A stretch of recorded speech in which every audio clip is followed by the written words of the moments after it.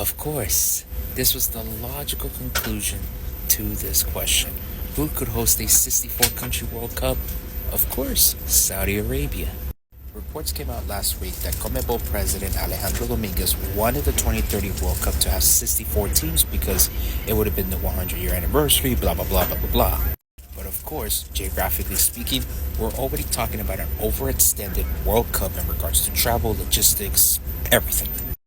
Regardless whether we have 48 teams or 64 teams in the 2030 World Cup, the fact is Saudi Arabia is going to be able to host at minimum a 48-team tournament in their own country. So we went from 3 big countries in North America in 2026 to 6 countries across 3 different continents in 2030 to 1 country in the Middle East.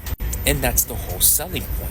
Even though they only have 5 World Cup host cities, they're going to have multiple stadiums in some of these cities like Jeddah and Riyadh, pretty much copying the 2022 Qatar World Cup model.